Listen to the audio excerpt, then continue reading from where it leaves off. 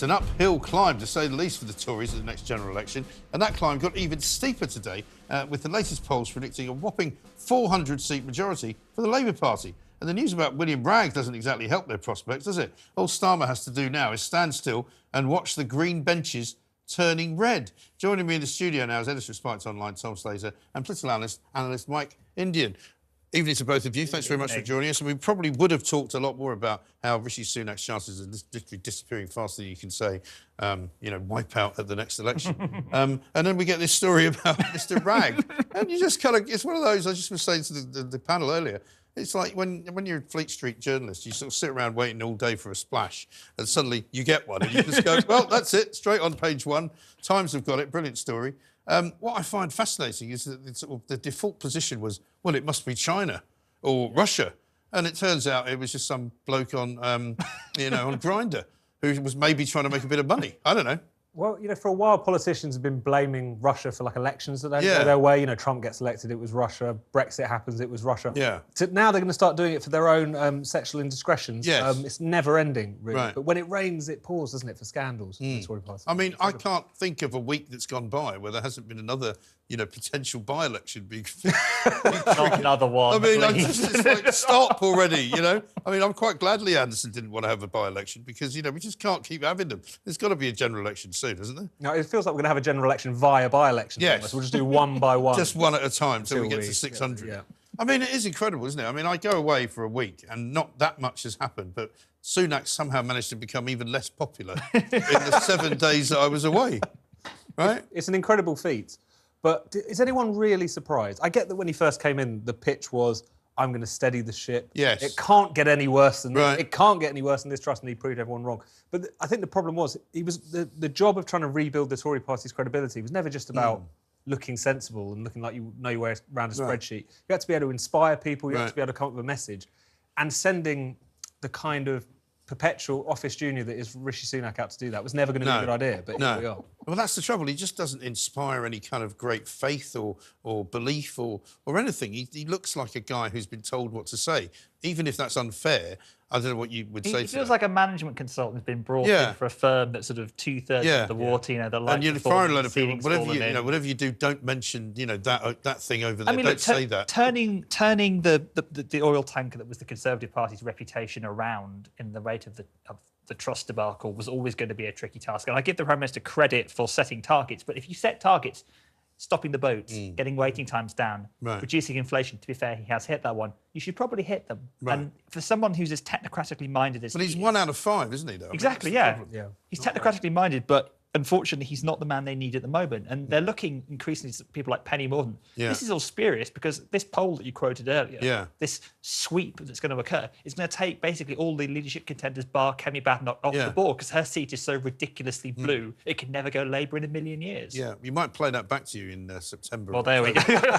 It's all gone Labour, I'm afraid. But, it's one of those quotes. 600 seats Labour. No, I don't. But I'm not one that buys into this, actually, because I don't think that the public will swing that far. My feeling is that, Labour will win, but by not as big a deal as they think. And you can tell that they're a bit nervous. I was listening to one of their MPs talking this morning on the radio, and he was like, we're not complacent, we don't want to talk about winning by huge margins. We've got a lot of work to do, we're still campaigning. So I think they know they can't, they're remembering, everyone here is remembering 1997. Everyone else is remembering the Labour Party in 1992. Absolutely. When old Kinnock went up there and had the old Nuremberg speech, and that was the end of that. It could be more like 2010 in the sense that you have a leader of the opposition who, although he represents change, has not convinced the public over the time he's been there that he's actually the force that they need to make their lives better. And that was David Cameron 12, 14 years ago. He didn't get an overall majority. That'd be great if we had a 2010 again, because that was when Gordon Brown refused to move out of Downing Street, wasn't it? That was right. And he was like sitting there thinking, if I don't leave, somebody will have to form a coalition with me. Maybe it will be fine. I don't think Rishi Sunak will have that problem. It took a while for people to He was constitutionally obliged to stay in office, I should point out. Yeah, but he didn't have to physically sit in it until the time when somebody did a deal. Sunak would be straight out, be dusting off that green card, he'd be telling the help at his Santa Monica flat to warm it up. Yeah, or maybe buy a bigger place out there. Yeah, why not? But I mean, it is incredible that he has managed to sort of steward the ship into sort of basically the seabed. It's a reminder, though, isn't it? Because his whole pitch was you need a technocrat. Like, we're in a complete crisis. You need a technocrat to sort it out. Yeah. The technocrats are the ones who got us into this mess in the first place, including Rishi Sunak, who presided over so many of the policies during lockdown, which dug the massive hole that we're in at the moment. So I think it's a good reminder that that orthodoxy that we hear so much about has been pretty rubbish for us. And also, I mean, you might say, if you were to be kind and sort of, give him a break slightly, you could say he's been a bit unlucky, Sunak, because, I mean, here we are talking about how low he is in the polls, and then we've got the Argentinian president laying out a roadmap for Argentina to reclaim the Falklands. Now, if he was Maggie Thatcher, he'd be straight down there and declaring war on them. But he's, because that would win her the election. But it's not going to work for him, is it? I don't think that any amount of foreign policy success is going to help Rishi Sunak close that poll gap at the moment. I mean, basically, we're still in the middle of the biggest cost of living squeeze in recorded history. Yeah. The Labour Party has successfully managed to detoxify and rebrand and rebuild its reputation.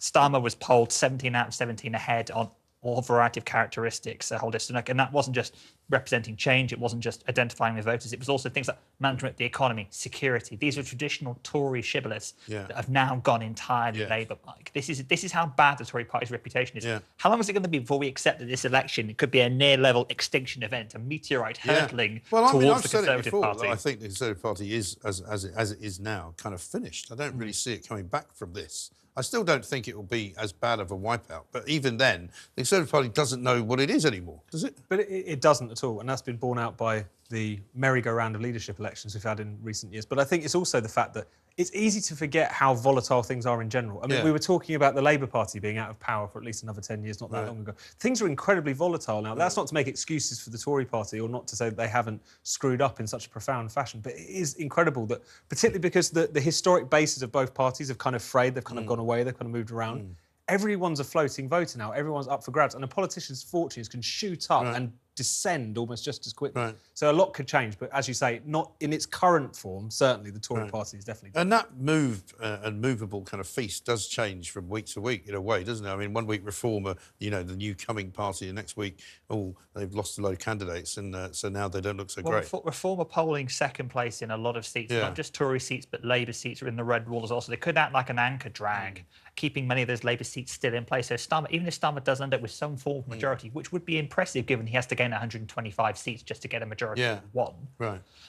The issue is then, what role would Reform play? Could we end up with a 2015 scenario where you have potentially millions of people going to vote Reform, but having no MPs? At least the 4 million voters got Douglas Carswell. Yes. So this is another example of why our election system needs looking at, because if people are, Reform are polling well across the country, but they won't have any MPs, lots of people might feel even more disenfranchised. But Labour have talked about this, haven't they? I mean, but presumably if they do get in with a big majority, they're not going to want to reform anything. No, they're going to go, it's just fine, we'll leave it as it is. I mean, they were flirting with that when it seemed like they were going to have a spell in the wilderness, and when it seemed like they would have to rely on the Liberal Democrats or the SNP or some combination thereof, they would have to cut some deals. But as it is always the case with the two main parties, one of them, particularly Labour Party, will get a bit interested in electoral reform. Then as soon as they eye a majority, all of that disappears. And presumably the story is old as time. Will implode in some way up in Scotland with this hate act being such a shambles. I think they'll arrest people for voting for them. Well, yeah, I mean, brought in by old Humza Useless, and he's the one that most people have complained about. They'll certainly lose seats at the election. I don't know if they'll implode to the degree that we think. They'll still be a pretty dominant force in Scottish politics. I think the real test for that will be in 2 years' time